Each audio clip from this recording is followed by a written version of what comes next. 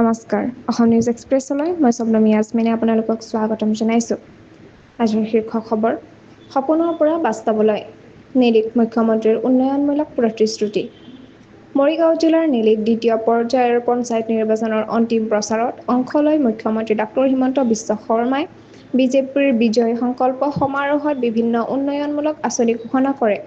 তেওঁ মন্তব্য দিয়ে যে মই সপোনত যি দেখোঁ তাক বাস্তৱত পৰিণত কৰোঁ। বিদ্যুৎ বিল হ্ৰাস, অহা ১ নম্বৰৰ পৰা বিদ্যুৎ বিল হ্ৰাস কৰা হ'ব। গেছৰ মূল্য হ্ৰাস, ৰন্ধন গেছৰ মূল্য হ্ৰাস কৰা হ'ব। শিক্ষাৰ্থীৰ সহায়, দশম শ্ৰেণীৰ ছাত্ৰ-ছাত্ৰীসকলৰ বাবে মাহে ৩০০ টকা আৰু স্নাতক উত্তীৰ্ণ পৰীক্ষাৰ্থীসকলৰ বাবে চাকৰিৰ বাবে পৰীক্ষাত অংশগ্ৰহণৰ বাবে মাহে ২৫০০ টকাৰ সাহায্য, নিযুত মইনা আঁচনি, স্কুটি চাইকেল বিতৰণ আৰু নিযুত মইনা আঁচনিৰ অধীনত সহায়।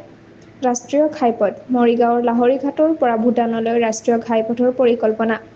মুখ্যমন্ত্ৰীয়ে কংগ্ৰেছ দলৰ ওপৰত কঠোৰ সমালোচনা কৰি কয়, তেওঁলোকৰ শাসনত কেৱল লুঙি, ধুতি, কম্বল বিতৰণ হৈছিল। আমি উন্নয়নমূলক কাম কৰিছোঁ। তেওঁ সাংসদ গৌৰৱ গগৈৰ ওপৰত সমালোচনা কৰি কয়, পাকিস্তানলৈ কি কৰি আছিল ৰাইজক জনাব লাগিব। মুখ্যমন্ত্ৰীয়ে মন্তব্য দিয়ে, মই সপোনত লুঙি, ধুতি, কম্বল দেখা নাপাওঁ।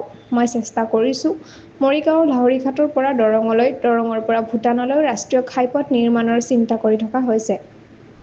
এনেধৰণৰ খবৰ পাবলৈ অসম নিউজ এক্সপ্ৰেছ চেনেলটো ছাবস্ক্ৰাইব কৰক, লাইক, কমেণ্ট, শ্বেয়াৰ কৰিবলৈ নাপাহৰিব। লগতে কাষতে থকা বেল আইকনটো দবাবলৈ নাপাহৰিব। ধন্যবাদ।